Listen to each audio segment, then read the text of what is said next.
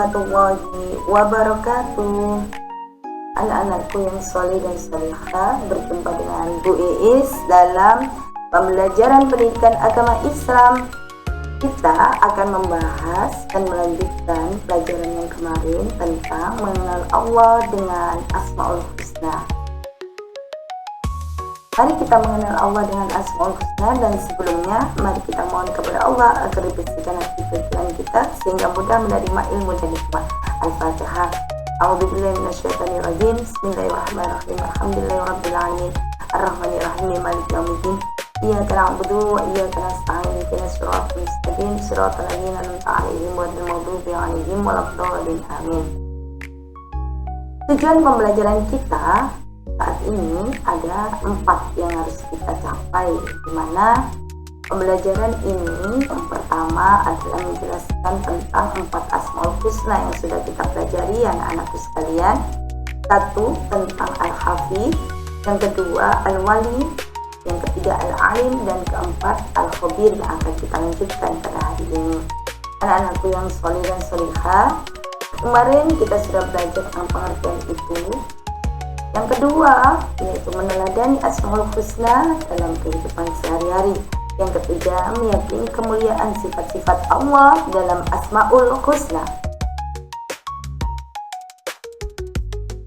Pengertian Asmaul Husna itu sendiri sudah kita pelajari bersama-sama ya Kak, yaitu tentang nama-nama Allah yang baik. Ada berapa Bu? Ada 99 di dalam Al-Quran.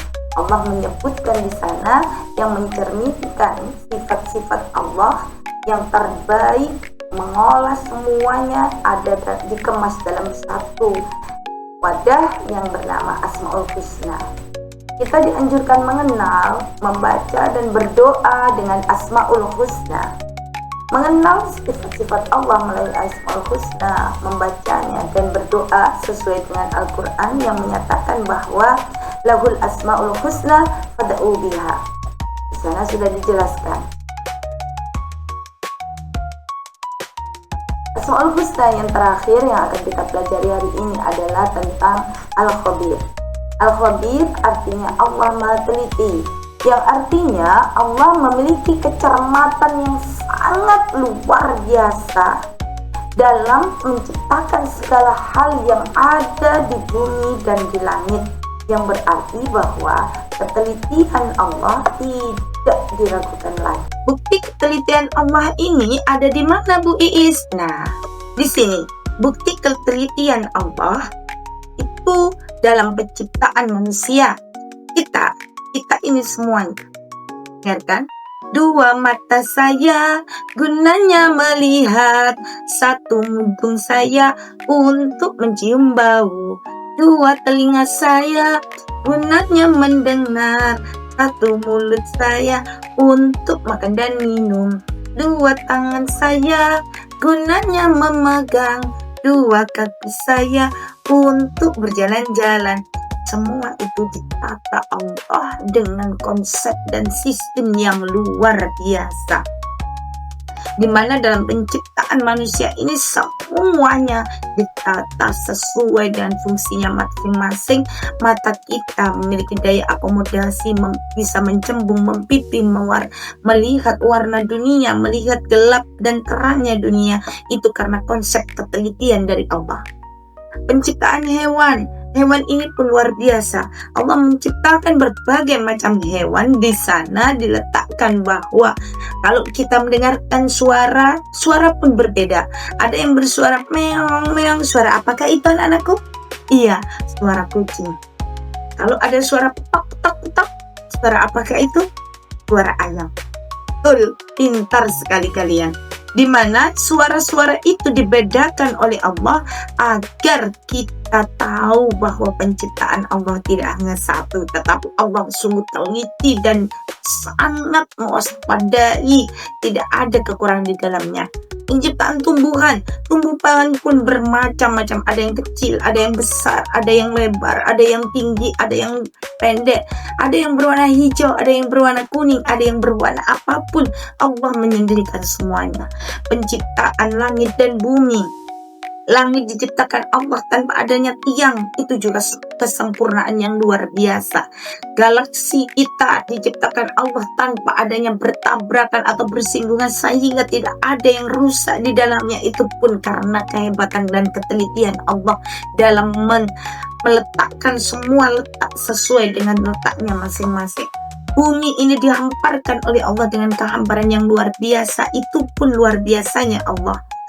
Di sana kita tahu bahwa Allah menciptakan banyak hal ini dengan ketelitian yang luar biasa. Kita bisa diminta untuk bisa meneladani Al-Khabir dalam kehidupan sehari-hari. Tidak menyombongkan diri, satu pastinya, karena setan itu dibuang Allah dari surga karena kesombongannya, bukan karena apa-apa. Nggak mau menghormati sesama ciptaan Allah, yaitu Nabi Adam. Kedua, kita selalu beribadah dan taat kepada Allah, itu harus. Karena kita adalah makhluk, maka kita harus taat kepada Sang Khalik pencipta kita. Selalu berbuat baik agar mendapatkan ridhonya Allah, itu wajib. Karena apapun yang kita lakukan dilihat oleh Allah, diwaspadai oleh Allah, diteliti oleh Allah. Kekurangan dan kelebihan kita yang mengetahui dohir batin kita adalah Allah. Selalu berbaik sangka kepada Allah, itu wajib. Karena Allah sesuai dengan prasangka hambanya. Jika kita berprasangka buruk kepada Allah, maka demikian pula Allah akan memberikan keburukan kepada kita. Selalu bersyukur atas segala nikmat Allah yang diberikan, itu harus. Karena la in syakartum la azidannakum wa la in kafartum inna adzabi lasyadid. Sungguh jika kau bersyukur maka Allah akan menambah, dan jika engkau kufur maka semuanya akan dikurangi oleh Allah kenikmatannya. Ya anak-anakku sekalian, kalian sudah memahami bukan? Kita wajib meneladani itu. Meneladani itu kayak apa Bu Is? Meneladani itu kita mencontoh apa yang sudah ada dari Asmaul Husna, kita lakukan dalam kehidupan sehari-hari. Pintar. Berikutnya, kesimpulannya, Asmaul Husna adalah nama-nama yang indah dan mulia. Ada 4 yang kita pelajari. Itu semuanya kita diajak untuk meneladani tersebut dengan selalu berbuat baik kepada sesama, selalu berprasangka baik kepada sesama, selalu mau menolong, berbagi kepada sesama, dan tidak menyombongkan diri. Bisa difahami kan anak-anakku sekalian? Nah, karena itu setelah pembelajaran ini, agar kita bisa cepat menghafalnya, Bu Iis punya lagu untuk menghafalkannya. Lagu ini kita memakai nadanya Saya Mau ke Mekah. Insya Allah kalian bisa. Kita mulai ya. 1, 2, 3. Saya mau ke Mekah, berkeliling-keliling Ka'bah sambil baca talbiyah dan wukuf di Arafah, lalu melempar jumrah, ulah wusta Aqabah, sa'i dari Safa ke Marwah. Allah itu Al-Hafid yang maha memelihara, Allah itu Al-Wali yang maha melindungi, Allah itu Al-Alim maha mengetahui, Allah Al-Khabir maha teliti. Demikian kalian bisa mengulang-ulang lagu ini agar kalian cepat menghafalnya. Anak-anakku sekalian, demikian yang bisa Bu Iis sampaikan. Mohon maaf atas segala kekurangan. Jaga diri kalian, teladani Asmaul Husna agar kita selalu mendapatkan kebaikan dan keberkahan dalam hidup kita dan selalu dijaga oleh Allah. Assalamualaikum warahmatullahi wabarakatuh.